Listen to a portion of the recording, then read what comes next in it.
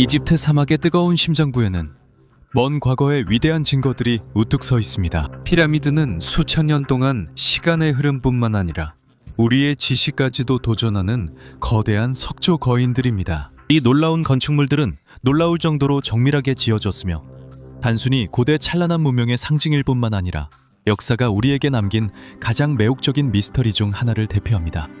공식적인 설명은 피라미드의 의미와 목적을 자세히 이야기해 주지만 이 놀라운 유물들을 주의 깊게 분석해보면 공식적인 이야기에 의문을 제기하는 수많은 이상 현상들을 발견할 수 있습니다.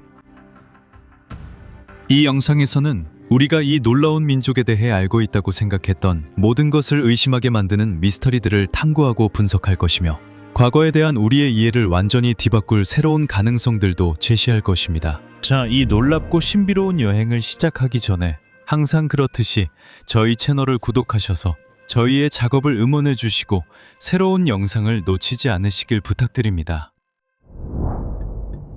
이집트의 파라오 역사는 기원전 3000년경에 시작되어 기원전 30년에 끝나며 약 3000년에 걸친 기간을 아우릅니다. 이 오랜 시간 동안 31개의 왕조가 이어졌지만 피라미드의 건설은 이 역사 중 극히 일부분에만 해당됩니다. 특히 가장 중요한 구조물들은 제3왕조와 제4왕조 사이에 건설되었습니다. 이러한 구조물들의 건축적 발전은 따라서 직선적인 경로를 따르지 않았으며 제4왕조에서 놀라운 발전을 이루었다가 이후 왕조들에서는 다시 퇴보하게 되었습니다. 하지만 우리가 무엇을 의미하는지 잘 이해하기 위해 각 파라오에게 할당된 건축물의 부피를 보여주는 그래프를 살펴보겠습니다. 이 그래프를 보면 제4왕조 동안 다른 시기들에 비해 훨씬 더 많은 건축이 이루어졌다는 것을 분명히 알 수 있습니다. 이 왕조는 단 90년 동안 지속되었지만 쿠프, 카프라, 멘카우라의 피라미드가 건설되었습니다. 하지만 건축물의 규모에만 속아서는 안 됩니다. 이것은 단순히 양의 문제가 아니라 건축의 질도 중요한 요소이기 때문입니다. 자세히 보면 제4왕조는 다른 왕조보다 더 많은 건축물을 세웠고 더 뛰어난 품질의 작품도 만들었습니다. 여러 왕조에 걸쳐 지어진 피라미드들을 살펴보면 제4왕조 이전이나 이후의 왕조들은 제4왕조와 같은 능력을 가지고 있지 않았다는 것이 분명하게 드러납니다. 제4왕조의 뛰어난 품질은 부정할 수 없습니다. 그 시기에 지어진 피라미드들은 아직도 남아있지만 다른 왕조의 피라미드들은 오늘날 거의 폐허가 된 모습입니다. 하지만 이와 같은 이상현상은 어떻게 설명할 수 있을까요? 이러한 뚜렷한 차이는 전쟁, 전염병, 지진과 같은 재앙적인 사건들로 설명될 수 있습니다. 하지만 이런 사건들의 역사적 증거가 없습니다. 게다가 왕조들 사이에 큰 기술적 차이도 없는 것처럼 보입니다. 하지만 반대로 네 번째 왕조를 우리의 분석에서 제외하면 이 고대 건축가들의 건축 능력에서 어느 정도의 연속성이 있다는 것을 알 수 있습니다. 이 시점에서 네 번째 왕조 동안 무슨 일이 있었는지, 그리고 이후 왕조들에서 이러한 건축 기술의 상실을 초래한 것이 무엇인지 묻는 것이 더 정확할 것입니다. 네 번째, 왕조 동안 이러한 놀라운 건축 능력이 어떻게 발전했는지에 대한 이유는 여전히 미스터리로 남아 있습니다. 또 다른 많이 논의되는 주제는 피라미드가 어떻게 지어졌는가에 관한 것입니다. 공식 이론에 따르면 피라미드는 파라오들이 원했던 장례 기념물이었다고 합니다. 하지만 정말로 그것이 사실일까요? 이 질문에 답하려면 먼저 이렇게 물어볼 수 있습니다.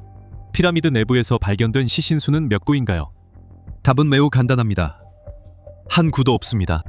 하지만 시신뿐만 아니라 파라오들이 함께 묻히던 보물조차도 발견되지 않았습니다. 무덤에 대해 이야기할 때 파라오의 무덤 하면 투탕카멘과 이 놀라운 발견을 둘러싼 모든 전설들이 떠오르지 않을 수 없습니다.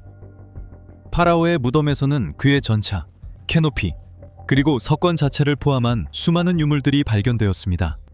흥미로운 점은 이 무덤이 피라미드 안이 아니라 땅속에 있다는 것입니다. 이 무덤은 주요 피라미드에서 수백 킬로미터 떨어진 왕가의 계곡에 위치해 있습니다. 누군가는 대피라미드는 제4왕조 시대에 지어졌고 투탕카멘은 제18왕조 시대의 인물이기 때문에 시대가 흐르면서 장례의식이 바뀌었을 것이라고 주장할 수 있습니다. 하지만 우리가 곧 보게 되겠지만 이것은 사실이 아닙니다. 1925년 기자 근처에서 쿠프의 어머니인 에테페레스 1세의 무덤이 발견되었습니다. 쿠프는 이집트 학자들이 대피라미드의 건설자로 여기는 파라오입니다.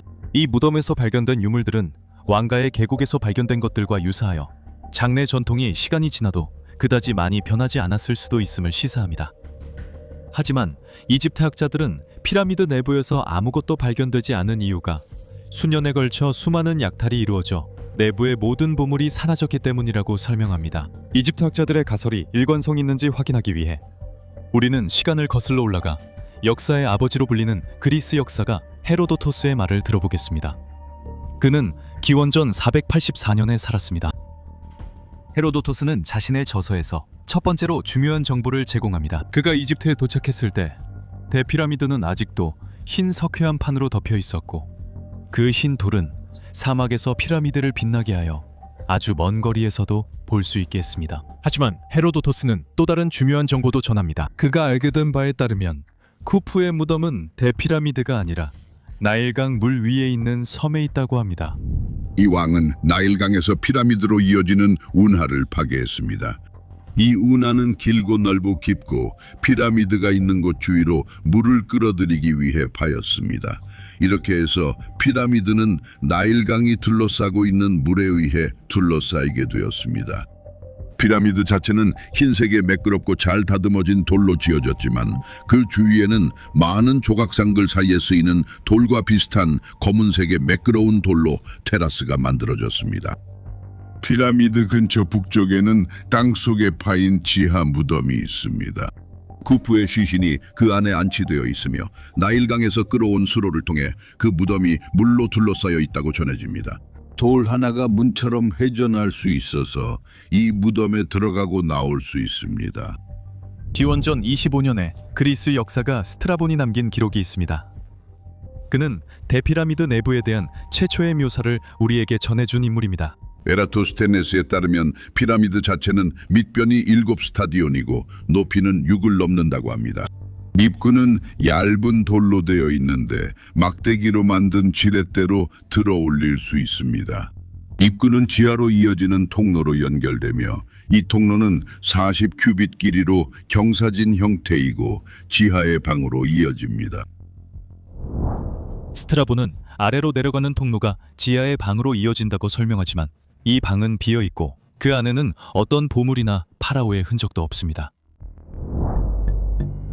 또 다른 흥미로운 징후는 칼리프 알마문이 서기 820년에 대피라미드에 들어갔다는 것입니다. 스트라본이 사용한 입구를 찾지 못한 알마문은 입구 터널을 파서 새로운 통로를 만들기로 결정합니다.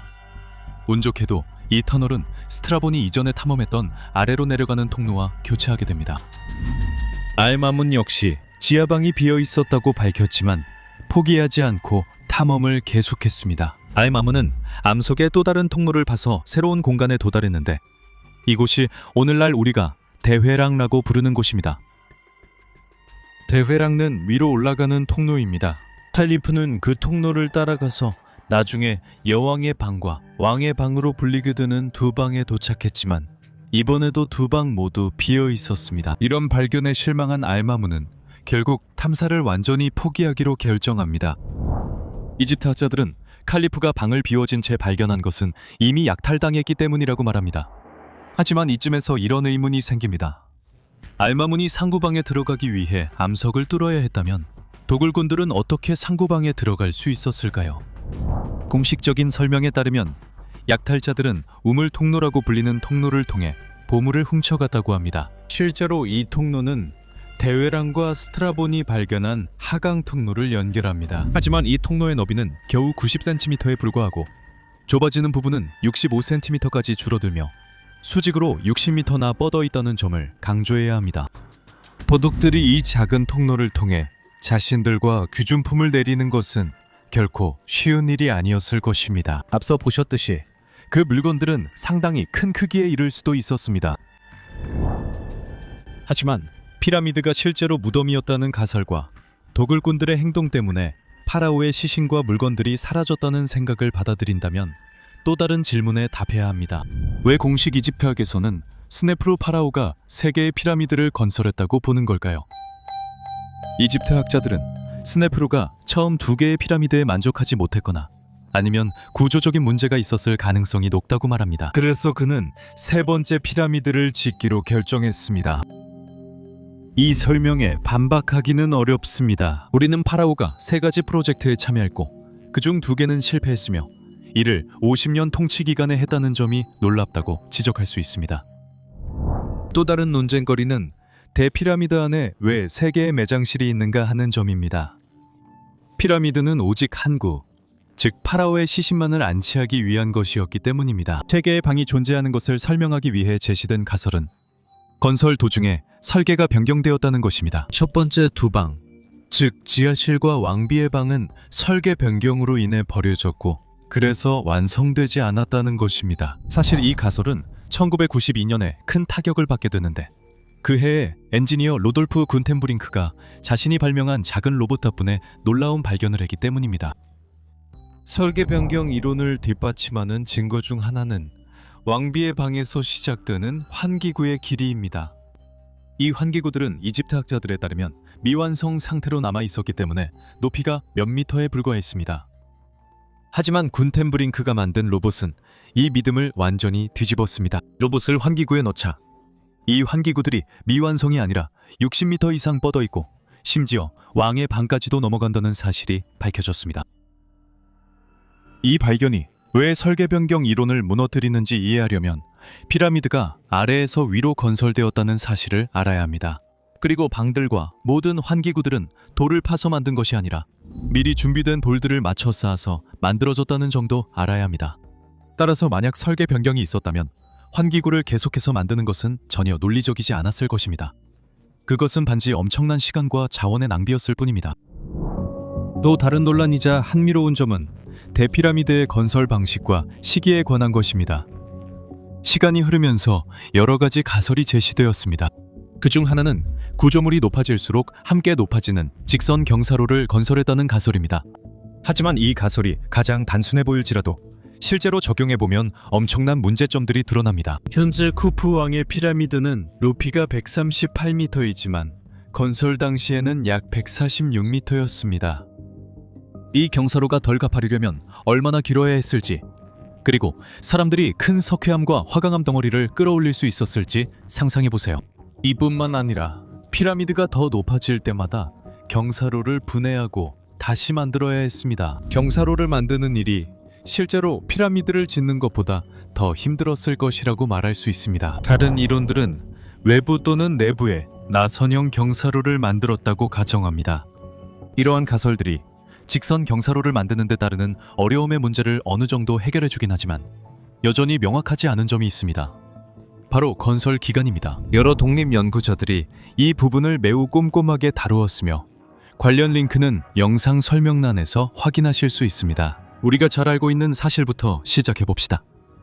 우리는 대피라미드가 241만 5천 개의 돌로 이루어져 있다는 것을 알고 있습니다. 이집트 학자들은 그 건설에 약 20년이 걸렸다는 데 동의합니다. 이제 이 모든 돌무더기가 이미 피라미드의 기초에 있다고 가정해 봅시다. 채석장에서 돌을 꺼내고 운반하는 데 걸리는 시간은 고려하지 않겠습니다. 241만 5천 개의 돌을 20년 동안 쌓으려면 24시간 근무 기준으로 4분 21초마다 한 개씩 돌을 놓아야 합니다. 반면에 낮 시간만 고려해서 하루에 12시간만 작업했다고 가정하면 약 2분마다 한 개씩 돌을 놓아야 했을 것입니다. 이제 피라미드를 경사로로 지었다고 가정해 봅시다. 경사로의 형태나 위치는 중요하지 않습니다. 한 남자가 평균 시속 4km로 걸을 수 있다는 것은 알고 있지만 우리는 경사로의 기울기와 사람들이 운반해야 했던 거대한 돌덩이의 무게도 고려해야 합니다. 이 모든 것들이 당연히 평균 속도를 떨어뜨리지만 넉넉하게 계산해서 이런 조건에서 평균 속도가 시속 2.5km라고 가정해 봅시다. 이제 길이 200m에 경사도 6도인 경사로를 생각해 봅시다. 방금 말한 조건에서 한 남자가 이 경사로를 오르는데 약 2분 30초가 걸리고 약 22m 높이에 도달하게 됩니다. 이 간단한 계산만으로도 앞서 계산한 2분을 훨씬 넘어서게 되며 우리는 20m 높이에 도달하는 직선 경사로를 가정하고 있지만 실제로 피라미드는 훨씬 더 높다는 것을 알고 있습니다. 게다가 우리는 아마도 좁은 통로를 이동해야 했고 피라미드를 돌아가기 위해 방향을 틀어야 했으며 환경 조건이나 더위, 피로도 고려하지 않았다는 점도 생각해야 합니다. 물론 이에 대해 사람들은 한 번에 돌덩이 하나씩만 옮기지는 않았다고 반박할 수 있고 이것은 분명히 사실입니다. 하지만 경사로의 공간 제한과 붕괴 위험을 고려했을 때 실제로 동시에 몇 개의 돌덩이를 옮길 수 있었을까요? 이제 구체적인 예를 살펴보겠습니다. 1960년대 아스완댐 건설 당시 아부신벨에 있는 2개의 신전이 침수되는 것을 막기 위해 옮겨졌습니다. 이 거대한 프로젝트는 신전을 각각 20톤에서 30톤에 이르는 석재 블록으로 분할해야 했습니다. 작업을 완료하는 데 3년이 걸렸고 결국 1035개의 블록이 옮겨졌습니다. 이것은 각 석재마다 약 25시간의 작업이 필요했다는 것을 의미합니다. 이 데이터를 기준으로 삼고 대피라미드에서 가장 큰 바위들, 즉 25톤에서 70톤 사이의 무게를 가진 바위들만 고려해 봅시다. 이 바위들은 대피라미드를 구성하는 전체 석재의 단 2%에 불과하다는 것을 우리는 알고 있습니다. 이제 12시간 작업 기준으로 계산해 봅시다. 좋아요. 이 모든 바위들을 제자리에 놓으려면 133년이 걸릴 것입니다. 이에 대해 반박할 수 있는 점은 신전들이 절대적인 정밀함으로 해체되었고 이것이 대피라미드에서 이루어진 작업보다 더 정밀한 작업이 필요했다는 것입니다. 하지만 이렇게 생각한다면 우리는 1960년대의 기술과 4000년 전의 기술을 비교하고 있다는 사실을 잊지 말아야 합니다. 그리고 우리는 여전히 대피라미드 건설에 필요한 석재의 2%만 이야기하고 있다는 점을 기억해야 합니다. 또한 피라미드가 댐 근처에 있는 신전들보다 더 높은 우선순위를 가졌기 때문에 대피라미드 건설을 위해 훨씬 더 많은 노동력을 동원할 수 있었다는 반론도 제기할 수 있습니다. 이것도 사실입니다. 하지만 피라미드 건설에 이렇게 엄청난 수의 인력이 동원되었다는 가정이 정말 당연한 것일까요? 그리고 이것이 오히려 나라 전체를 마비시키고 국고를 탕진하게 만들 위험은 없었을까요? 우리가 본 것처럼 피라미드 건설을 가능하게 했던 방법들은 전혀 명확하게 밝혀지지 않았습니다. 오히려 지금은 답보다 질문이 더 많은 상황입니다. 하지만 또 한 가지 중요한 문제가 남았습니다. 피라미드는 무엇에 사용됐을까요? 이 놀라운 구조물들의 깊은 곳에는 무엇이 숨겨져 있을까요? 최근 고고학계는 놀라운 발견으로 충격을 받았습니다. 유명한 이집트 학자 자히 하와스가 이끄는 일본 팀이 그 주인공입니다. 이집트 학자 자히 하와스는 기자 대피라미드의 중심부에 숨겨진 길이 9m의 비밀 통로가 존재한다는 사실을 밝혔습니다. 이 통로는 대회랑 위에 있으며 이집트 학자들은 이곳이 파라오 유해가 보관된 진짜 방일 수 있다고 합니다. 참고로 파라오 유해는 아직 발견된 적이 없습니다. 이것이 분명히 혁명적인 발견이긴 하지만 2명의 이탈리아 연구자들이 발견했다고 주장하는 것에 비하면 아무것도 아닙니다. 코라도 말랑가와 필리포 비온디. 일본 팀의 발견이 발표되기 6개월 전에 이 두 사람은 과학저널 리모트 센싱에 그들의 연구 결과를 발표했습니다. 그리고 그들은 일본 연구팀이 발견한 대회랑 위의 통로뿐만 아니라 피라미드 안에서뿐만 아니라 심지어 그 아래 100m까지도 많은 다른 방들을 발견했습니다. 이 발견의 중요성을 제대로 이해하려면 우리는 처음부터 시작해야 합니다. 하지만 그 전에 간단한 전제를 하나 말씀드리겠습니다. 이 영상에서는 일부 과학계에서 두 연구자에게 제기한 비판을 다루지 않고 그들의 연구 내용을 소개하겠습니다. 특히 말랑가 교수님이 이 놀라운 기념물을 고대 민족이 어떻게 사용했는지에 대해 내린 결론을 자세히 살펴보겠습니다. 또한 말랑가 교수님의 연구를 더 깊이 알고 싶거나 직접 판단해보고 싶은 분들은 영상 설명란에 게재된 과학저널에 실린 연구 논문의 링크를 참고하실 수 있습니다. 말랑가와 비온디는 그들의 연구를 위해 SAR, 즉 합성 개구 레이더를 사용했지만 여기에 작지만 기발한 수정을 가했습니다. SAR은 여러분 중 많은 분들이 아시다시피 레이더 정보를 처리하여 지표면의 고해상도 이미지를 생성하는 첨단 레이더 기술입니다. 이 결과를 얻기 위해 약 6m 길이의 안테나가 위성에 설치되며 이 안테나는 미리 정해진 경로를 따라 움직이면서 훨씬 더 큰 안테나의 효과를 시뮬레이션하여 지표면에 매우 정밀한 이미지를 만들어냅니다. E permette di catturare immagini molto dettagliate della superficie della Terra. 레이더는 전자기파를 방출하고 이 전자기파가 물체에 반사되어 위성으로 돌아오면서 상세한 정보를 제공합니다. 이 시스템은 환경 측정을 위해 사용되며 예를 들어 지구의 빙하 진동을 밀리미터 단위의 정밀도로 감지할 수 있습니다. SAR은 이미 오랫동안 사용되어 온 기술이지만 지하를 볼 수는 없습니다. 그렇다면 두 연구원은 어떻게 했을까요? 말랑가와 비온디에 따르면 소프트웨어를 약간만 수정하면 충분했다고 합니다. 사용된 프로그램의 소프트웨어를 근본적으로 수정하는 트릭을 통해 우리는 레이더가 피라미드 내부를 볼 수 있는 조건을 만들었습니다. 저희가 하는 일은 전자기 신호를 소리, 즉 진동 신호로 변환하고 전환하는 것임을 기억해 주세요. 그래서 우리가 더 많은 스캔을 할수록 더 많은 신호를 방출하게 됩니다. 그리고 레이더로부터 더 많은 정보가 돌아옵니다. 몇백만 분의 1초 만에 한 번의 스캔과 다음 스캔 사이에서 우리는 재료의 진동 이동 차이를 볼 수 있습니다. 그래서 피라미드는 투명한 물체가 됩니다. 왜냐하면 포노는 전자기파보다 화강암 같은 물질에 더 잘 들어가기 때문입니다. 전자기파는 화강암을 관통하지 못하거든요. 그래서 말랑가와 비온디는 이 시스템과 반복적인 스캔 덕분에 기자 피라미드 내부의 상세한 이미지를 얻는 데 성공했습니다. 피라미드는 사실상 투명해져서 그 안에 있는 모든 것을 볼 수 있게 해줍니다. 이 기술을 사용하면 마치 피라미드의 3차원 모델을 손에 넣은 것과 같아서 내부를 조사하기 위해 가상으로 단면을 낼 수 있습니다. 마치 케이크를 여러 조각으로 잘라서 그 층을 살펴보는 것과 같습니다. 이것이 두 연구자가 사용한 기술에 대한 간단한 요약이라면 이제 그들이 무엇을 숨겨진 채로 발견했다고 주장하는지에 집중해 봅시다. 보이는 것은 정말 놀라운 일입니다. 피라미드 아래 약 100m 깊이에서 시작되는 복도가 적어도 2개 있습니다. 그리고 이 복도들은 돌로 된 소리굽새의 2갈래 팔처럼 위로 올라가서 지상까지 도달합니다. 피라미드 내부에는 2개의 방이 있습니다. 이 2방에서 또 다른 2개의 복도가 시작되어 약 100m 높이까지 올라가고 그 복도들은 하나의 복도로 합쳐집니다. 이 하나의 복도에서 또 다른 복도가 시작되는데 이 복도는 제드라고 불리는 구조물을 완전히 둘러싸고 있으며 그 구조물은 일반적으로 왕의 방이라고 불리는 방 위에 있습니다. 따라서 대피라미드 내부에는 아직 밝혀지지 않은 방들이 더 있을 수 있습니다. 하지만 이게 끝이 아닙니다. 심지어 피라미드에서 100m 아래에는 신비로운 구조물들이 있을 것으로 보입니다.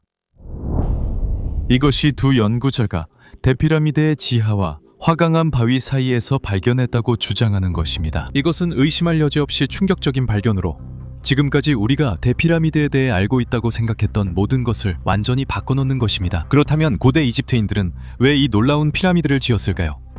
말랑가 교수는 이에 대한 설명을 가지고 있습니다. 우리가 본 것처럼 일련의 복도들이 깊은 곳에서 시작되어 왕의 방과 제드라고 불리는 구조물을 둘러싸며 위로 뻗어 있습니다. 제드방 또는 제드 갤러리는 오늘날까지도 거의 알려지지 않은 신비로운 구조물입니다. 이집트 학자들에 따르면 이것이 생산 과정의 산물인지 아니면 상징적이거나 종교적인 기능을 가졌는지는 아직 명확하지 않습니다. 제드의 독립연구자인 마리오 핑케를레는 이미 몇 년 전부터 이 이상한 구조물에 대해 의문을 품었고 매우 다른 설명을 제시했습니다. 핑케를레에게 제드는 대피라미드의 핵심적인 지점이었습니다. 실제로 피라미드 자체는 이 화강암 탑을 보호하기 위해 지어진 것이며 이 탑은 매우 오래된 기원을 가지고 있다고 합니다. 메소포타미아에서 이집트로 옮겨졌고 처음에는 조세르의 피라미드 위에 놓였다가 나중에야 대피라미드 내부에 놓였다고 합니다. 핑케를레에 따르면 제드는 시간과 공간이 변화하는 장소입니다. 그곳은 알파파를 생성하여 그 사르코파구스나 욕조에 놓인 사람들의 전두엽과 소통할 수 있는 장소로 이 사르코파구스는 오늘날에도 대피라미드의 왕의 방에 남아 있습니다. 이제 대피라미드 내부와 지하에 위치한 이 신비로운 구조물들을 발견한 후에 나온 말랑가 교수의 주장은 어떤 면에서 핑케를레의 주장과 비슷합니다. 기자 피라미드는 교수에 따르면 생명의 집이라고 할 수 있습니다. 파라오가 치료와 재생을 위해 찾아가는 장소였던 것이죠. 그래서 제드 구조물은 음향장치로 필터 시스템을 통해 바람에 의해 생성된 음파를 아래방으로 유도하는 역할을 했을 것이라고 합니다. 이러한 음파는 교수의 여러 컴퓨터 시뮬레이션에 따르면 왕의 방에 놓인 화강암 욕조 안에 있는 사람의 머리 쪽으로 정확히 향하도록 설계되었다고 합니다. 또한 말랑가 교수에 따르면 화강암 구조물이 만들어내는 저주파의 치유 효과를 증폭시키기 위해 피라미드 내부에 물을 채웠으며 이 물을 통해 음파가 증폭되어 파라오를 재생시키거나 치유하여 그의 수명을 늘렸을 것이라고 합니다.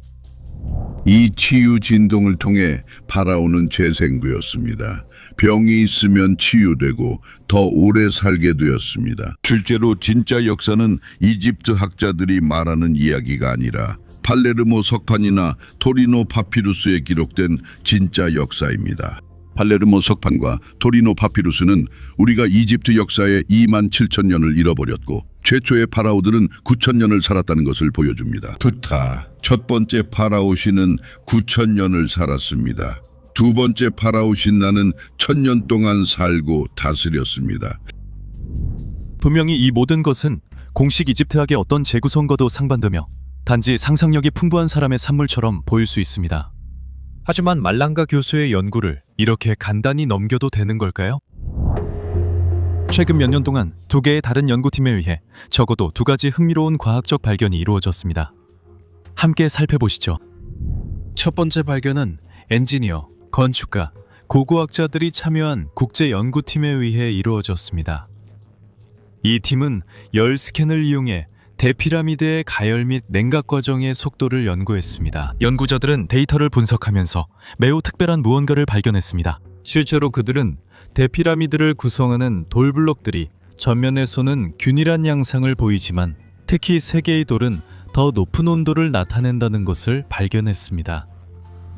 이 열이상 현상은 과학자들의 의문을 불러일으켰으며 내부 기류나 피라미드 표면 아래 빈 공간으로 설명된다고 결론지었습니다.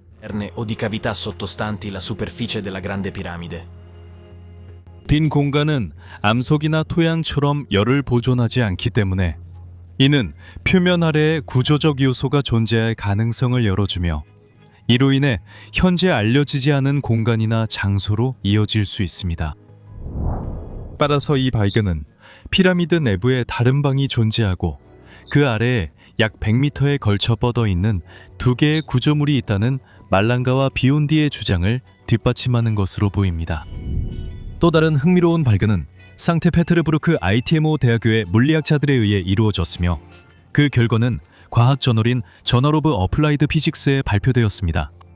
이 연구에서 연구자들은 대피라미드에서 매우 이상한 특징을 발견했다고 주장합니다. 상당히 놀랍게도 물리학자들은 기자의 대피라미드가 전자기 에너지, 즉 라디오파를 피라미드의 특정 지점에 집중시킬 수 있다는 사실을 발견했습니다. 특히 왕의 방, 왕비의 방, 그리고 피라미드 기초에 위치한 미완성 방에서 그렇습니다. 이 발견은 과학자들이 대피라미드의 구조에서 영감을 받은 나노 입자를 설계하게 만들었습니다. 광학 분야에서 유사한 효과를 재현할 수 있는 피라미드 구조입니다. 이 효과는 오늘날 더 효율적인 태양 전지를 얻기 위해 사용된다고 합니다. 이집트 피라미드에서 발견된 이러한 특별한 특징들은 먼 옛날에 살았던 고대에 발전된 문명의 증거일 수 있습니다. 결국 매우 오래되고 신비로운 문명의 흔적들은 지구 곳곳에서 발견됩니다. 쿠스코와 그곳의 놀라운 피라미드, 수수께끼 같은 거석벽, 푸마풍쿠, 그리고 göbekli tepe의 놀라운 발견을 생각해보면 됩니다. 하지만 이것들은 매혹과 신비로 가득한 장소들의 몇 가지 예에 불과하며 아주 먼 옛날에 고대 문명이 존재했다고 믿는 사람들을 뒷받침하는 방대한 문헌이 존재합니다. 고대 세계를 파괴한 고대 재앙에 대한 이야기는 전 세계 거의 모든 문화에 존재합니다. 고대의 현자들이 지식을 전파하며 전 세계를 돌아다니고 전지구적 재앙에서 살아남은 민족들에게 그들의 지혜를 전해주는 이야기는 여러 문화의 문헌에서 찾아볼 수 있습니다. 예를 들어 고대 메소포타미아 문화에서는 이들을 아누나키라고 부릅니다. 고대 이집트에서는 호루스의 후손들이라고 합니다. 남아메리카 민족들은 이들을 감시자들이라 부르기도 합니다. 그리고 우리 행성의 비교적 최근 역사에서 정말로 특별한 일이 일어났다는 사실은 공식 과학에서도 확인되고 있습니다. 실제로 남극의 얼음코어 시추 결과에 따르면 약 1만 3천 년 전 우리 행성의 대기에서 먼지, 금속, 기타 잔해물의 양이 갑자기 증가했다는 것이 확인되었습니다. 이 모든 요소들은 고대 문화의 사건처럼 보일 것입니다. 이것은 고대 문화입니다. 이 엄청난 충격은 전 세계적인 파괴적 사건을 초래했을 것입니다. 기후의 급격한 변화와 갑작스러운 한량어로 인해 수많은 동식물종의 대량 멸종이 일어났을 것입니다. 이 시기는 영거 드리아스로 불리며 약 1000년간 지속됐을 것입니다.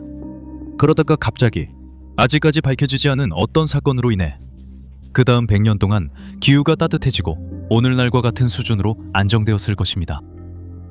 따라서 이러한 비극적 사건들 이전에 고도로 발전된 문명이 있었다면 오늘날 우리는 그 흔적을 찾을 수 있을 것입니다. 앞서 말씀드렸듯이 고대 문헌을 살펴보면 실제로 이러한 모든 것이 가능했을 것임을 시사하는 다양한 언급과 단서들을 발견할 수 있습니다. 실제로 아주 오래된 문명은 이러한 끔찍한 사건들로 인해 파괴되었을 수 있지만 완전히 사라지지는 않았습니다. 생존자들은 전 세계를 돌아다니며 재앙을 피한 덜 발전된 민족들에게 자신들의 지식을 전하려고 했습니다. 이러한 종류의 증거들은 우리가 알고 있듯이 기독교 전통의 구약 성서, 인도 신화와 성서, 수메르 문명, 그리고 플라톤이 언급한 아틀란티스 신화에서 찾아볼 수 있습니다. 힌두교의 성서인 라마야나에서는 예를 들어 이렇게 쓰여 있습니다. 하늘이 붉게 물들고 땅이 흔들렸습니다. 하늘에서 불의 홍수가 쏟아졌습니다. 온 세상이 파괴되었습니다. 같은 요소들은 예를 들어 마야 전통의 포폴부우 책에서도 찾아볼 수 있는데 그곳에서는 첫 번째 세계의 파괴가 이야기됩니다. 홍수가 와서 땅을 파괴했습니다. 하늘이 어두워지고 땅이 흔들렸습니다. 사람들은 흩어졌고 그들의 언어는 혼란스러워졌습니다. 이것이 고대 세계 두 문화의 신화적 전통의 두 가지 예일 뿐이라면 우리는 전 세계의 암각화에서 해성, 멸종된 동물, 그리고 홍수에 대한 증거를 찾을 수 있습니다. 예를 들어 프랑스의 라스코 동굴, 이탈리아의 발카모니카, 미국의 쇠고 캐니언 암각화, 또는 터키의 괴베클리 테페 유적지에서 발견된 일부 기둥 등에서 볼 수 있습니다. 이러한 암각화의 정확한 연대는 불확실하지만 영거 드라이아스 시기와의 연관성은 양식, 암각화의 내용, 그리고 연대 측정과 같은 요소들에 근거하고 있습니다. 이들 암각화 중 일부는 실제로 방사성 탄소 연대 측정법을 통해 연대가 밝혀졌으며 그 제작 시기가 영거 드라이아스 시기와 정확히 일치한다는 사실이 확인되었습니다. 방금 본 것처럼 알려진 문명 이전의 문명에 대해 이야기하는 증거들은 여러 가지가 있으며 이 문명을 끄잡는 대재앙에 대한 묘사도 마찬가지로 다양하게 존재합니다.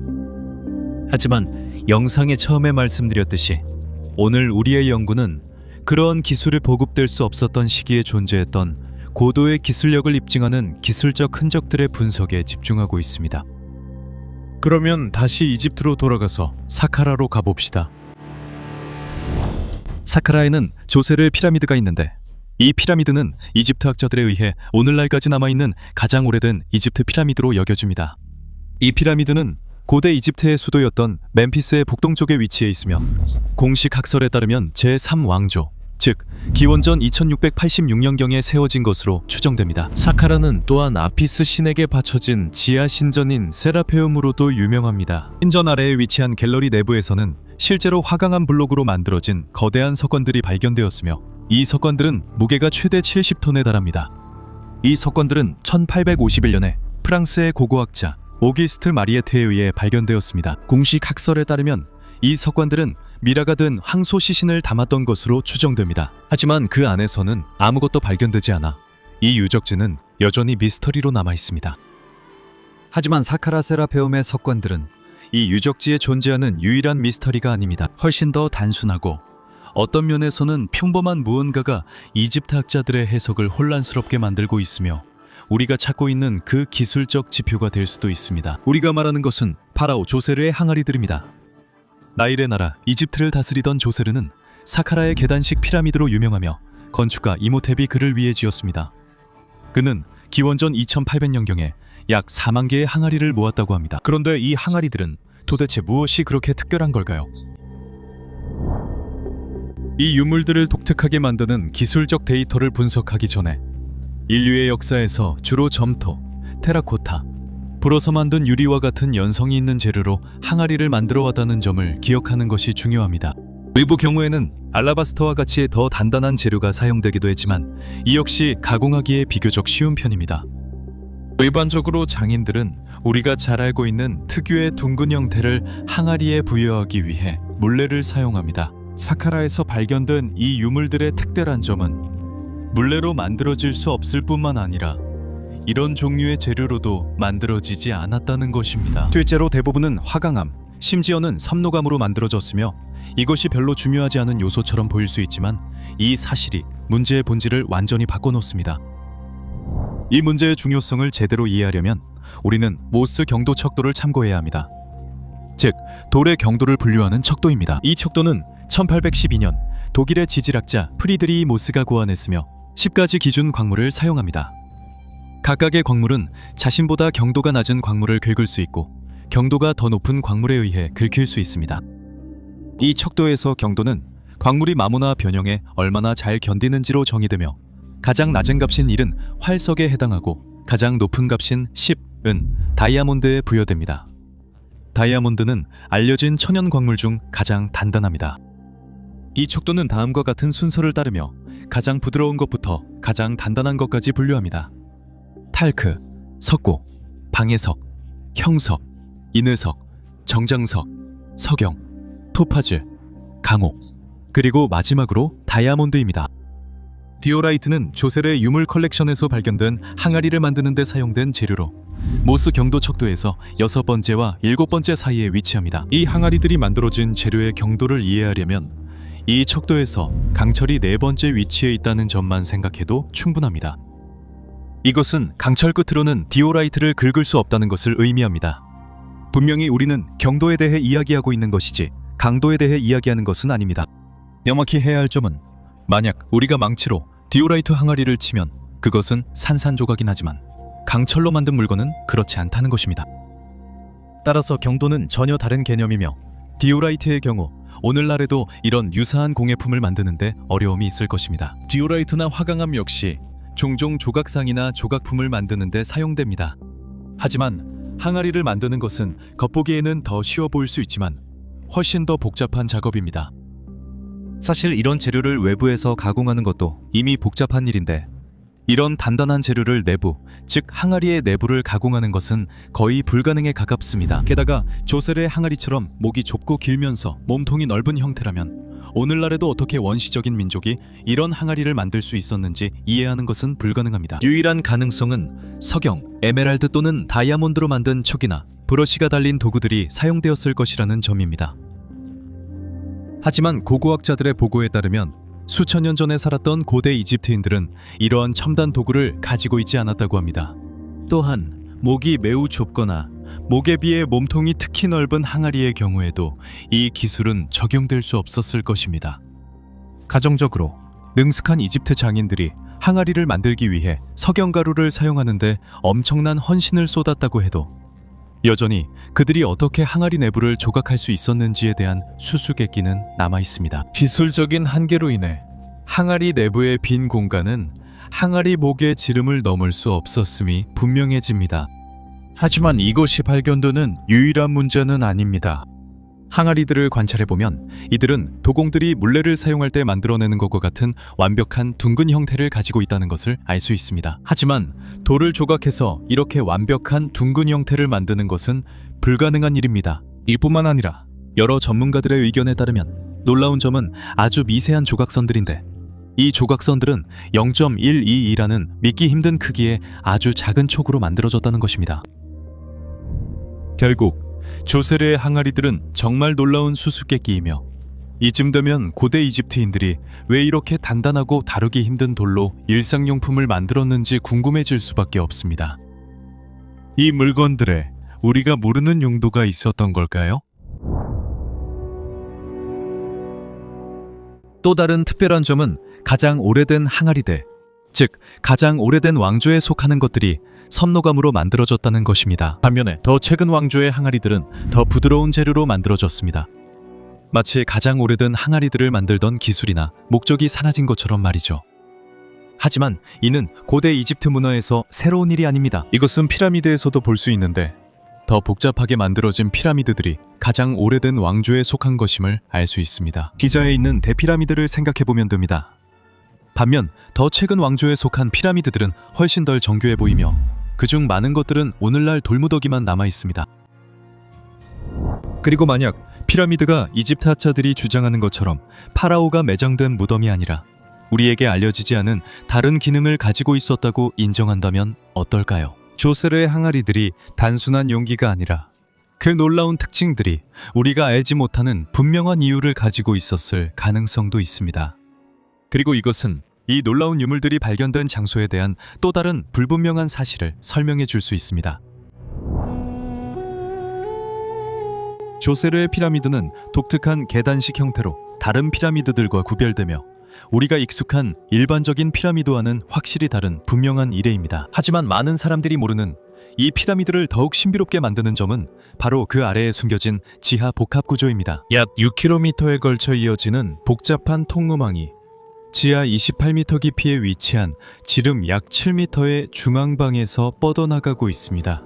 이집트 학자들은 이 지하의 방들과 공간들이 파라오 조세르의 매장지로 사용되었다고 생각합니다. 하지만 이 방들 안에서 파라오의 시신이 발견된 적은 한 번도 없었다는 점은 굳이 덧붙일 필요도 없습니다. 또한 이 구조물이 장례 목적으로 사용되었다고 단정할 수 있는 유물도 발견되지 않았습니다. 이 구조물의 깊은 곳, 정확히는 1920년에 가장 깊은 우물을 탐사하던 중 지하 약 50m에서 전혀 예상치 못한 보물이 발견되었습니다.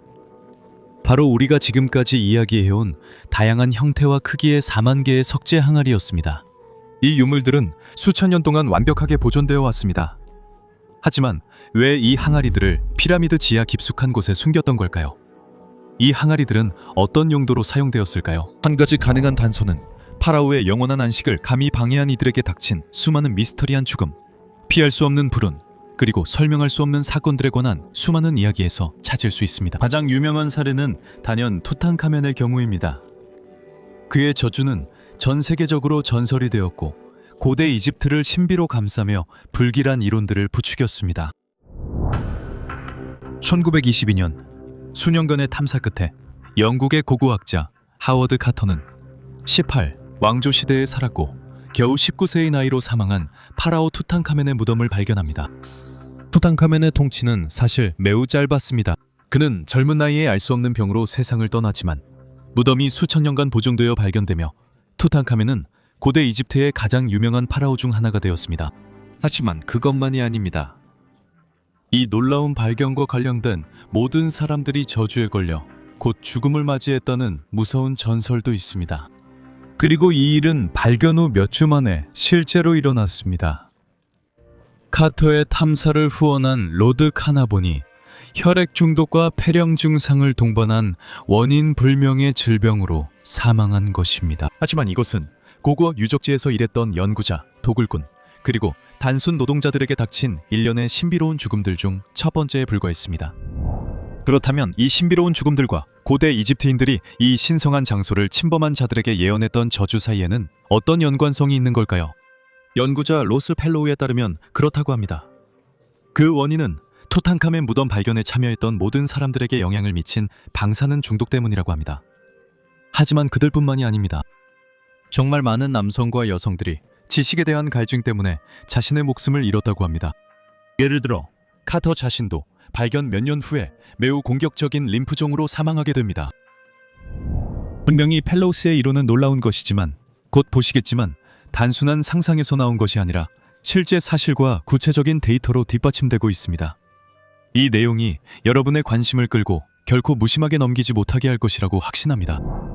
이 무덤을 침범하는 자는 어떤 의사도 진단할 수 없는 병으로 죽음을 맞이하게 될 것입니다. 1999년부터 2005년까지 실시된 한 연구에 따르면 방사선 노출이 주요 원인 중 하나인 조열계 종양의 발생률이 더 높은 것으로 나타났습니다. 이집트에서는 동일한 환경 조건을 가진 다른 어떤 나라보다도 그 비율이 더 높습니다. 이러한 발생률 증가는 식단, 산업 오염물질 등 현대 생활 방식 요인 때문으로 여겨졌습니다. 하지만 이러한 견해는 고대 이집트에서 나온 증거들에 의해 단호하게 반박되었습니다. 버비엇 연구에 따르면 실제로 고대 이집트에서도 혈액암의 발생률이 예상보다 높았다는 것이 확인되었습니다. 여러 지역과 시대에서 나온 해골 분석 결과 다발성 골수종에 의한 여러 골용해성 병변, 퇴행성 관절 질환, 두개골 다공성, 그리고 비인도암이 현대 인구보다 훨씬 높은 비율로 발견되었습니다. 여러 연구자들의 의견에 따르면 이러한 종류의 암이 오직 현대의 질병이라고만 볼 수 없다는 점을 분명히 반박하는 것입니다. 또 다른 연구에서는 1800년대부터 2000년대까지 고고학 유적지에서 일한 약 500명의 이집트 학자들의 사망 원인을 분석했습니다. 이 데이터 분석 결과 많은 조기 및 갑작스러운 사망이 확인됐으며 저명 인물들도 포함됐습니다. 님이 언급한 하워드 카터와 조지 허버트 카나본경 외에도 유명한 번역가 장프랑수아 샹풀리옹이 있습니다. 그는 사카라 피라미드 내부의 문서들을 연구하며 많은 세월을 보냈습니다. 그러다가 1932년에 41세의 나이로 탈진과 뇌졸중으로 5명의 동료들과 함께 사망했습니다. 사카라 발굴의 개척자인 오기스트 마리에트는 여러 질병과 거의 실명 상태를 겪다가 심한 출혈로 쓰러져 59세의 나이로 사망했습니다. 영국의 저명한 이집트 학자인 월터 브라이언 에머리는 유물을 찾기 위해 오랜 세월을 발굴 작업에 보냈습니다. 그러다가 사카라의 한 무덤 안에서 쓰러져 몇 시간 만에 사망했습니다. 미국의 고고학자 조지 라이즈너는 지자의 마스타바를 발굴하며 수년을 보내고 75세의 나이에 대피라미드 안에서 쓰러져 의심스러운 중독으로 사망했습니다. 하지만 의심스러운 죽음들 중에는 인류 역사상 가장 유명한 인물 중 한 명의 죽음도 있습니다. 나폴레옹 보나파르트. 아마도 이것은 단순한 암시이거나 역사적 호기심에 불과할 것입니다. 하지만 나폴레옹 보나파르트는 실제로 이집트에서 군사 및 과학 탐험대를 이끌었고 그 과정에서 고대 유적들을 탐험했습니다. 그리고 일부 기록에 따르면 그는 심지어 대피라미드 안에서 하룻밤을 보냈다고 합니다. 나폴레옹은 겨우 51세의 나이로 사망하게 되는데 그는 몇 달 동안 메스꺼움, 구토, 복통, 그리고 혈전으로 고생했습니다. 사후 부검에서는 이러한 증상이 위암 때문이었다고 밝혀졌습니다. 다시 한번 말씀드리지만 이것은 단지 하나의 추측일 뿐입니다. 하지만 이 연구에서 검토된 자료에 따르면 고대 이집트의 일부 유적지에서 적극적으로 연구 활동을 했던 연구자 500명 중 무려 119명이 갑작스럽고 완전히 밝혀지지 않은 질병으로 사망한 것으로 나타났습니다. 여기에 더해 특히 오래된 사례들에서는 사망의 정확한 원인이 전혀 기록되지 않거나 정확한 법의학적 검사보다는 환자가 보고한 일반적인 증상의 근거에 사망 원인이 추정되는 경우가 많았다는 점도 추가해야 합니다. 여기에 더해 고대에는 특정 형태의 종양이 알려지지 않았다는 점도 추가해야 합니다. 예를 들어 백혈병은 1800년대 중반에야 정의되었고 림프종은 19세기 말에야 정의되었습니다. 그렇다면 이 데이터들은 무엇을 보여주고 있을까요?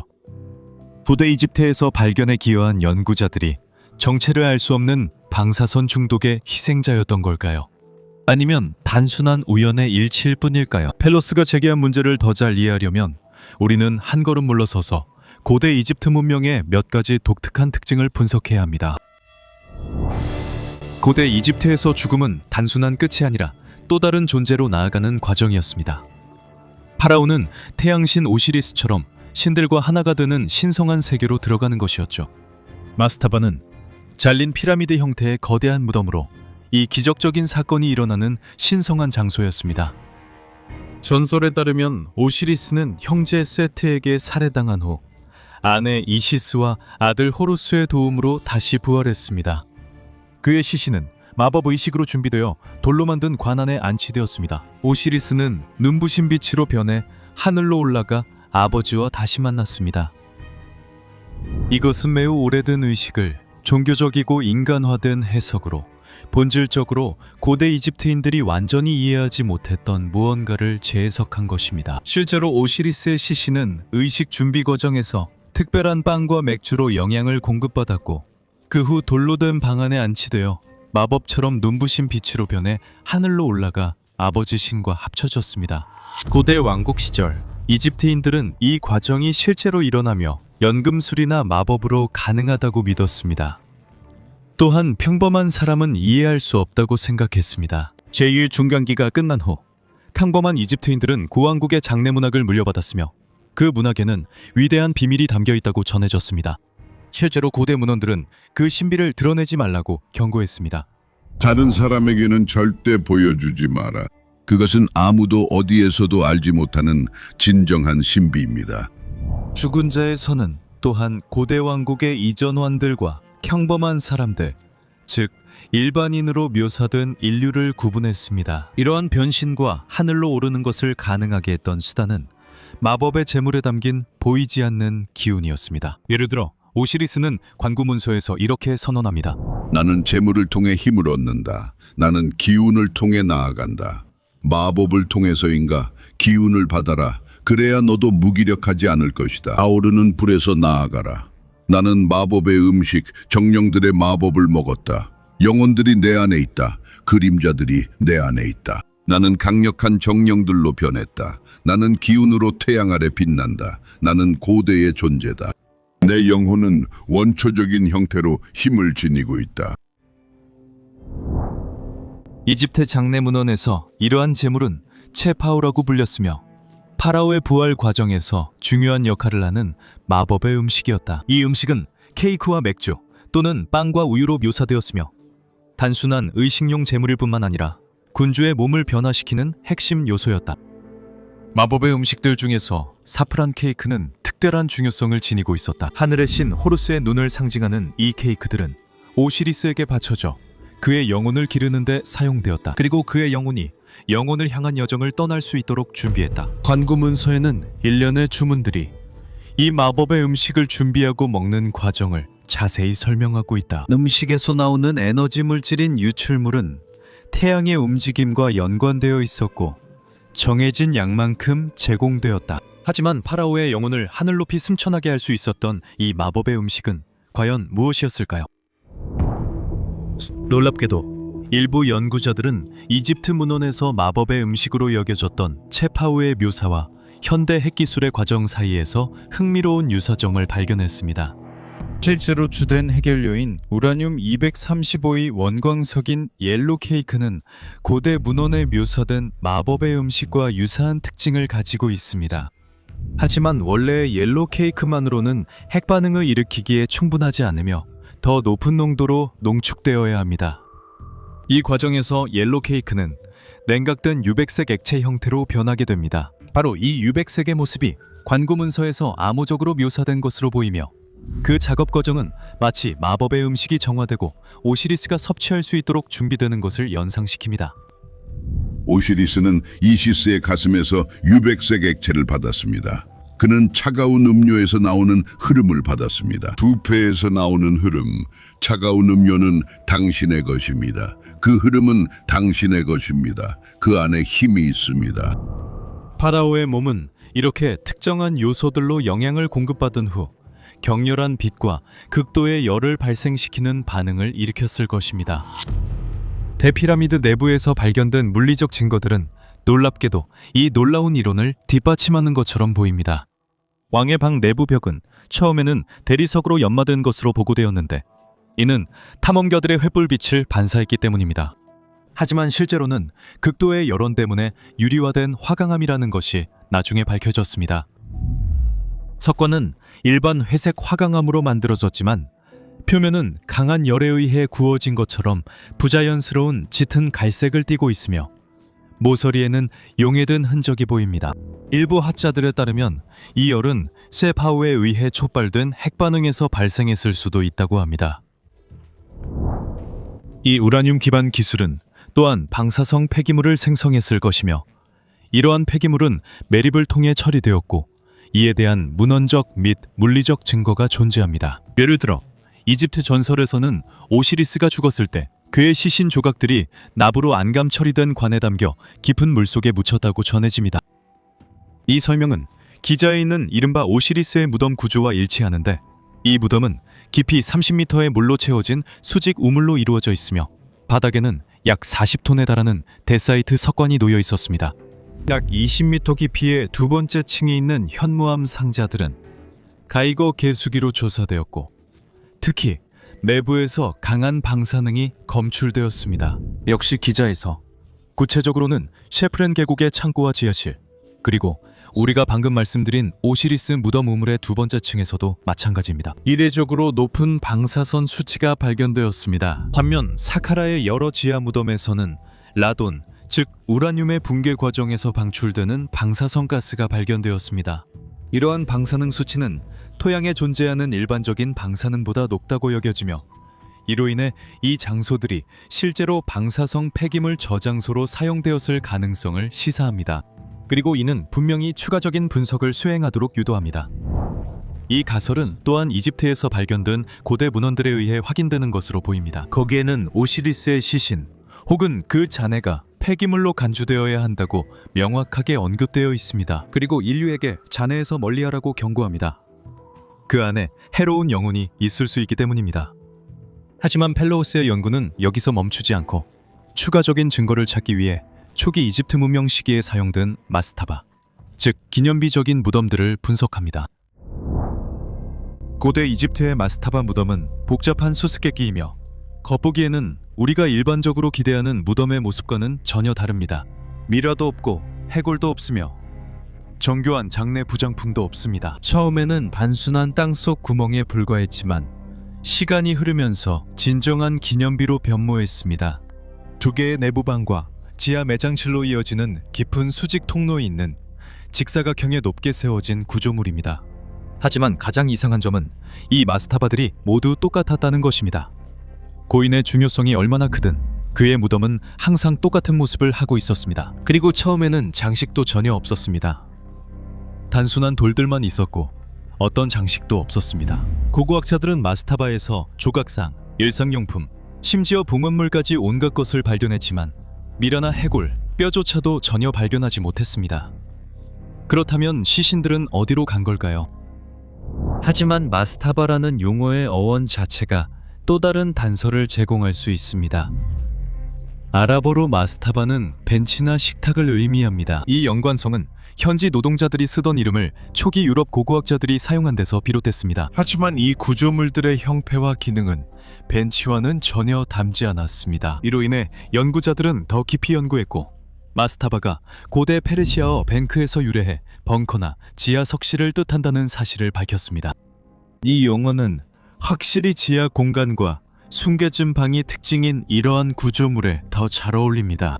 또한 뱅크는 앉는 벤치라는 의미가 아니라 귀중하거나 위험한 것을 안전하게 보관하는 장소를 의미합니다. 이집트의 마스타바의 주요하고 원래의 기능은 오랜 기간 동안 대량의 재물을 도자기 용기에 보관하는 것이었습니다.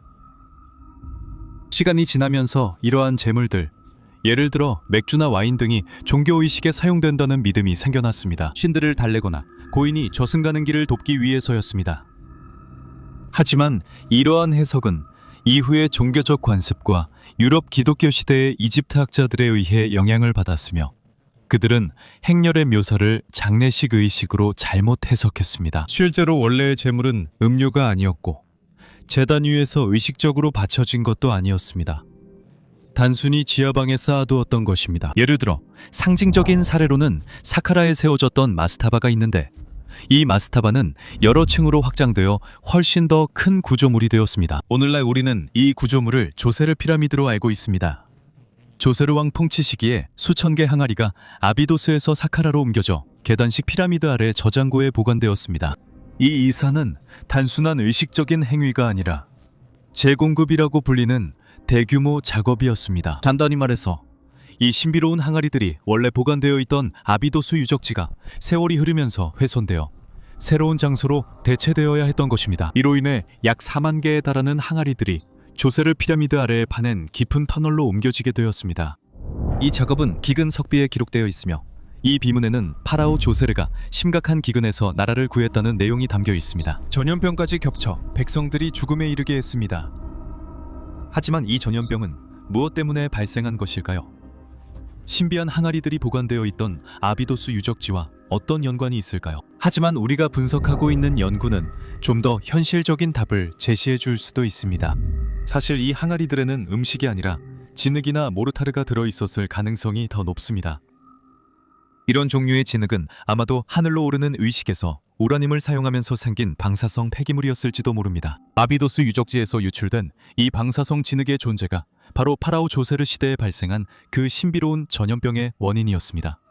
그리고 결국 이것이 바로 이 항아리들이 섬노감처럼 단단하고 가공하기 힘든 재질로 만들어진 진짜 이유였습니다.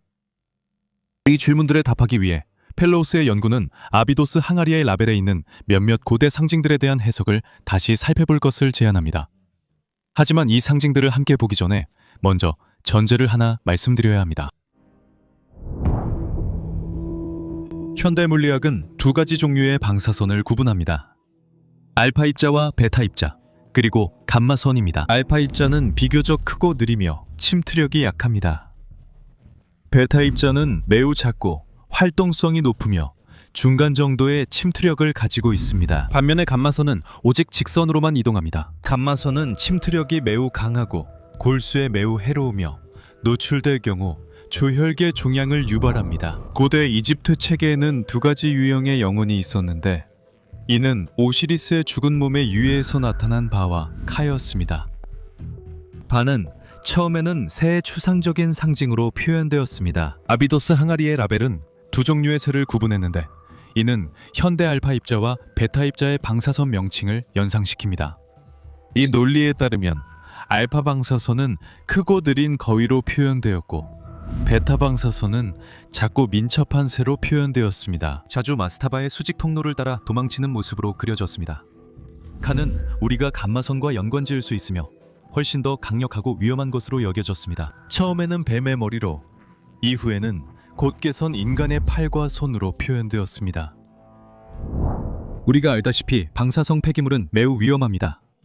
그 이유 중 하나는 테크네충처럼 반감기가 21만 1000년이나 되는 등 오랜 시간 동안 지속되기 때문입니다. 이집트의 마스타바에 그려진 그림들이 특정 새들의 엄청난 수를 보여준다는 점도 다시 한번 흥미롭습니다. 예를 들어 11만 1000마리의 비둘기, 1만 1000마리와 11,100마리의 일반 새들 또는 12만 마리의 오리나 거위 등이 있습니다. 이러한 큰 숫자들은 보관된 모든 폐기물의 예상 수명을 나타내는 일종의 코드가 존재한다는 것을 시사합니다. 마스타바의 우물에서 또 다른 흥미로운 사실은 마스타바에서 매장실이 우물과 어긋나 있었다는 점입니다. 마치 우리가 본 것처럼 감마선이 직선으로만 이동하기 때문에 감마선의 누출을 제한하려는 것과 같습니다. 마스타바의 벽화에는 또한 더 작은 바, 새들이 수직 통로를 따라 도망치는 모습이 그려져 있었습니다. 높이 올려진 법계 안에는 내부 방이 지하 매장실 바로 위에 위치해 있었습니다. 이것이 감마선 노출을 감지할 수 있는 최소 거리였습니다. 이 방에는 카 상징이 있어 극을 위한 방이라는 것을 알 수 있습니다.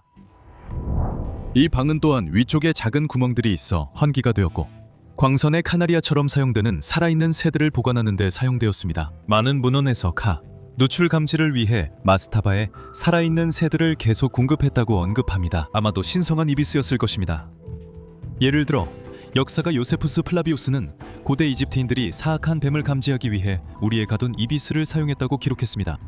우리가 알고 있듯이 새들은 방사선에 매우 민감한 것으로 알려져 있습니다.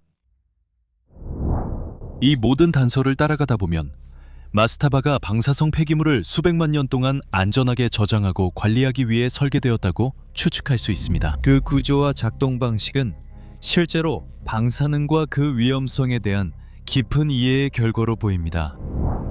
실제로 매장실은 암석 속 30m 깊이에 파여 있었습니다. 특히 감마선과 같은 방사선의 누출을 막기 위한 물리적 장벽을 만들기 위해서였습니다.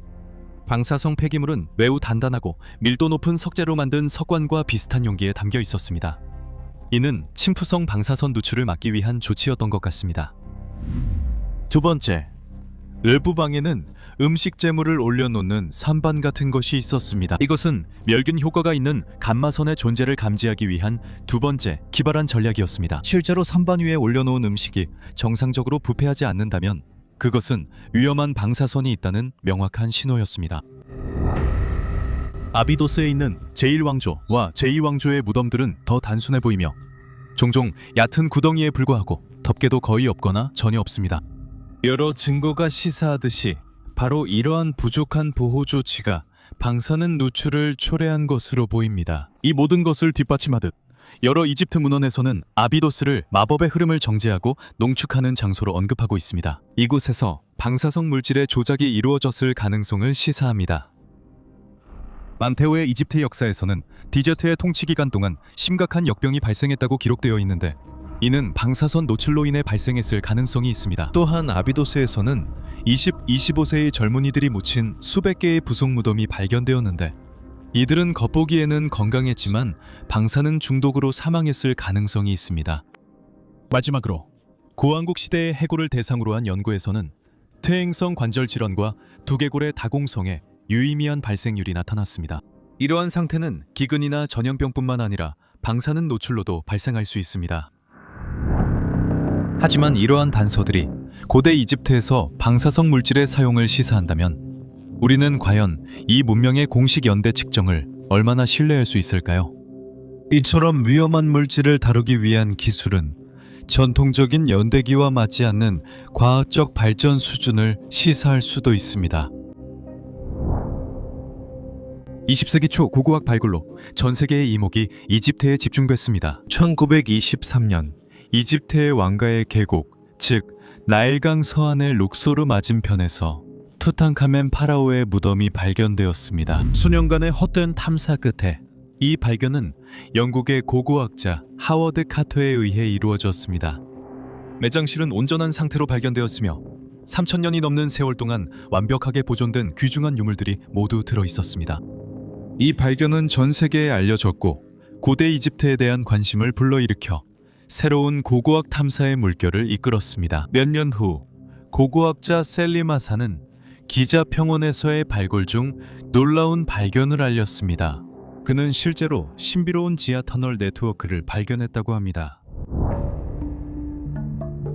하산의 기자 발굴은 이 지역 최대 규모 중 하나였습니다. 그리고 그 발굴은 대피라미드를 지은 것으로 추정되는 쿠프의 어머니 에테페레스 왕비의 무덤을 발견하는 데 이르렀습니다. 그 무덤에는 작은 스핑크스 조각상을 비롯한 여러 중요한 유물이 들어있었습니다. 하산은 또한 기념물을 건설했던 노동자들의 거주지로 사용되었고 이후에는 무덤과 신전을 관리하던 사제들이 사용했던 작은 도시의 유적도 발견했습니다. 하지만 특히 하산은 스핑크스와 두 번째 피라미드를 연결하는 제방길에서 매우 깊은 우물을 발견했는데 이 우물은 물의 우물 또는 오시리스의 우물이라고 불렸습니다. 이 우물은 제방길 아래에 덮인 통로에서 시작되어 끝에 또 다른 우물이 있는 넓은 복도로 이어집니다. 두 번째 우물은 여러 틈새에 석관이 있는 직사각형 방으로 내려갑니다. 이 우물들은 26왕조 시기의 후대 교란 매장들을 포함하고 있었습니다. 틈새 중 하나에는 훨씬 더 깊은 곳, 또 다른 층까지 내려가는 세 번째 우물도 있었습니다.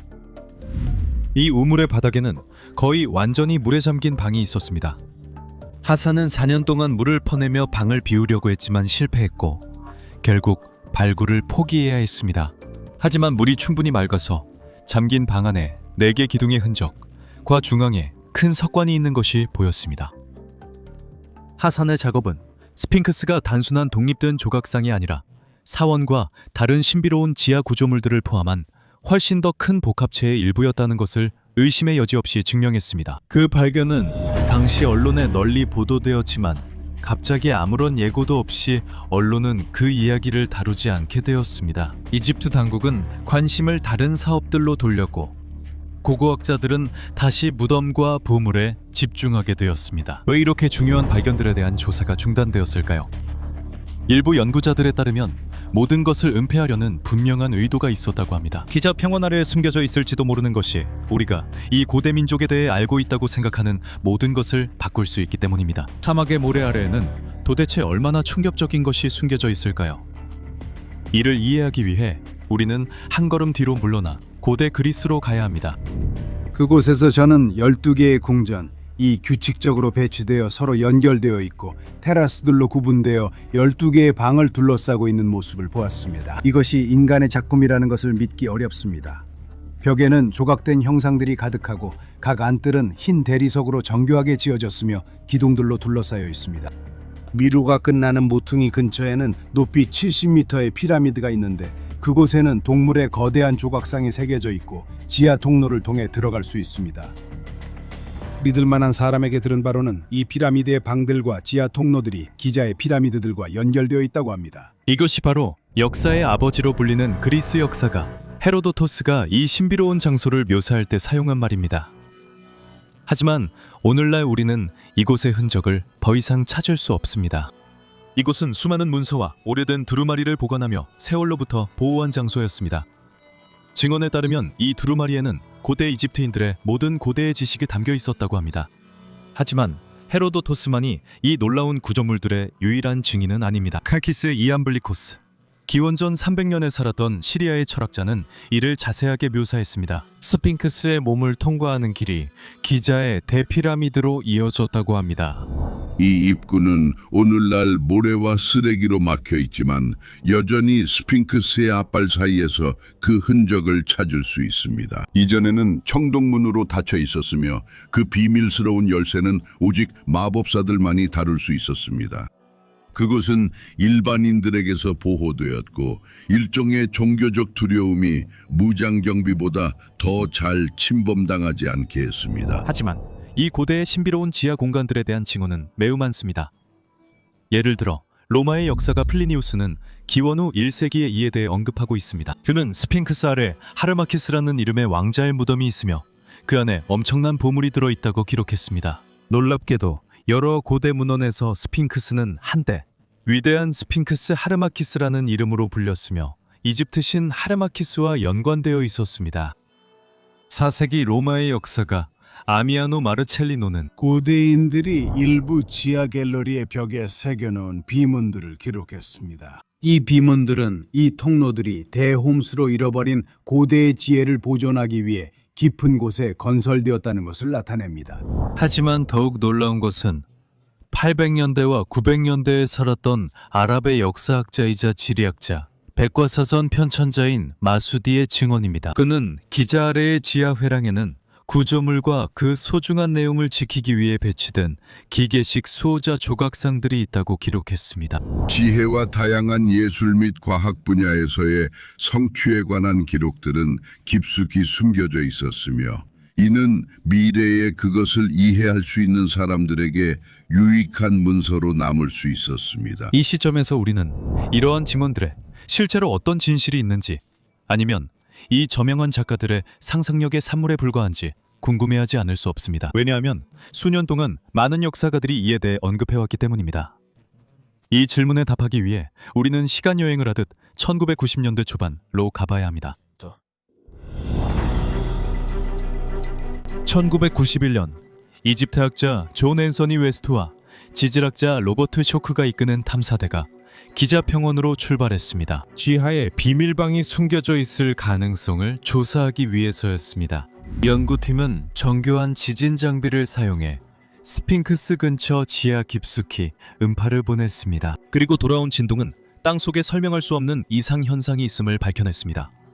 분석 결과 숨겨진 빈 공간과 수직 갱도가 있을 가능성이 드러났습니다. 이 발견은 큰 반향과 의문을 불러일으켰습니다. 이 빈 공간들은 어디로 이어질까요? 어떤 비밀에 접근할 수 있게 했을까요? 매장된 방이나 심지어 전체 지하 복합체를 발견할 가능성은 탐사대의 열정을 북돋았고 전 세계의 관심을 불러일으켰습니다. 하지만 이런 질문에 답하려고 시도하기 전에 이집트 당국은 고대 유물 최고 감시관인 자히 하와스 박사의 지휘 아래 조사 작업을 중단시켰습니다. 그들은 이 연구가 암시에 의한 비과학적 결과라고 생각했지만 뭔가 흥미로운 점이 있을 수도 있다고 여겼습니다. 기자 평원의 표면을 찾는 것은 몇 년 후 일본 연구팀에 의해 확인되었습니다. 이들은 이집트 당국과 협력하여 새로운 연구를 시작했으며 레이더 기술과 열 화상 촬영을 이용해 스핑크스 아래에 중요한 집안 이상 현상이 있다는 사실을 확인했습니다. 이는 지하의 빈 공간과 방이 존재할 가능성을 시사했습니다.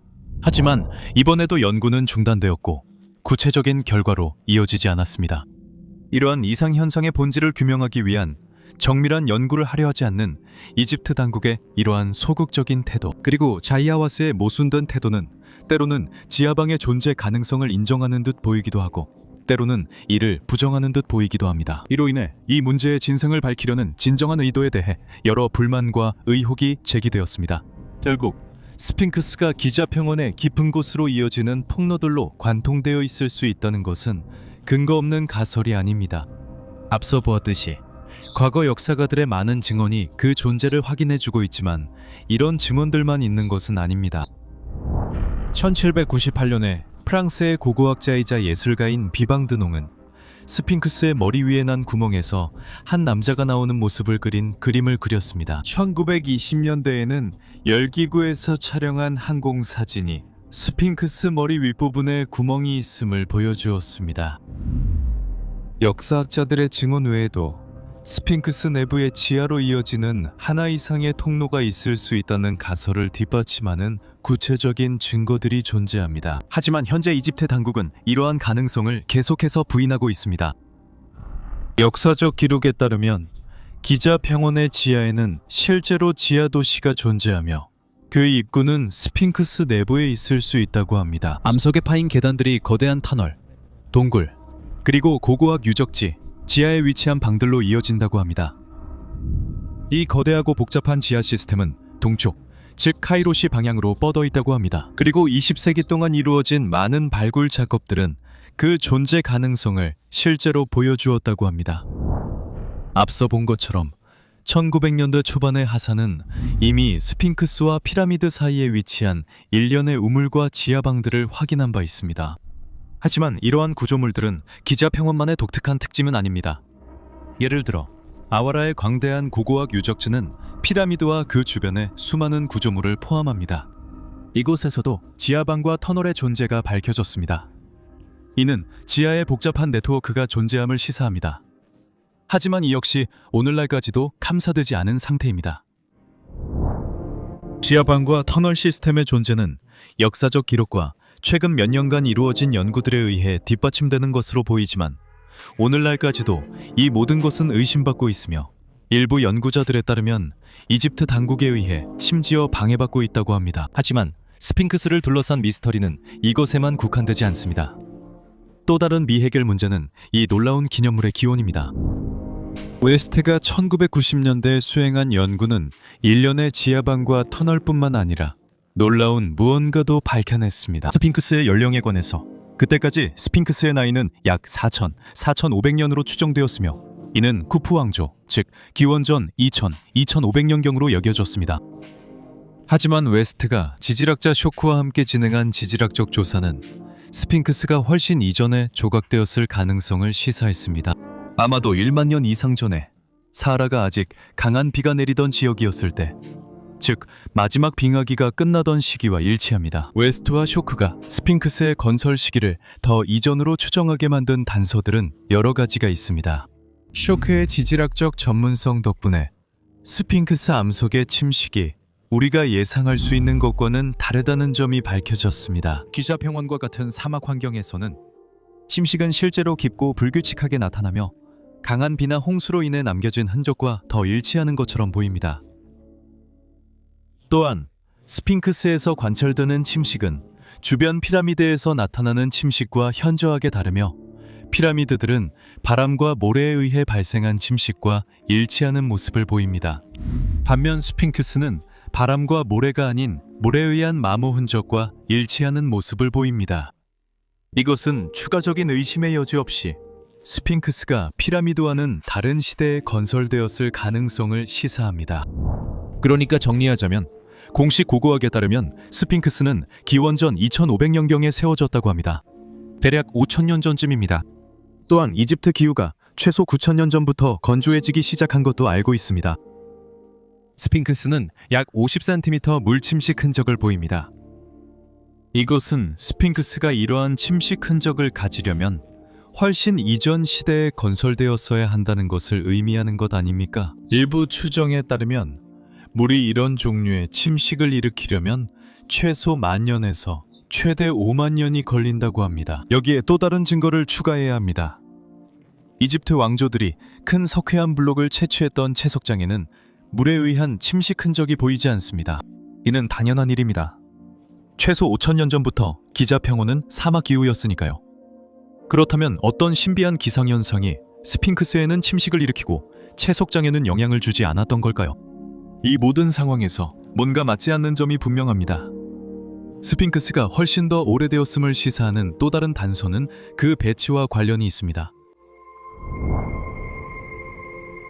1828년 이집트 여행 중에 독일의 천문학자이자 수학자인 요한 프리드리히 가우는 기자 평원의 피라미드 위치가 오리온 자리에 허리띠를 이루는 별들의 배열과 닮아 있다는 점을 처음으로 알아챈 사람들 중 한 명이었습니다. 이 관찰은 수년에 걸쳐 발전되었고 여러 독립 연구자들이 가우의 이 첫 번째 직관을 더욱 정교하게 다듬었습니다. 그리고 여러 연구 끝에 그들은 기자 평원을 지상에 구현된 천상의 질서의 진정한 표현으로 설명하게 되었습니다.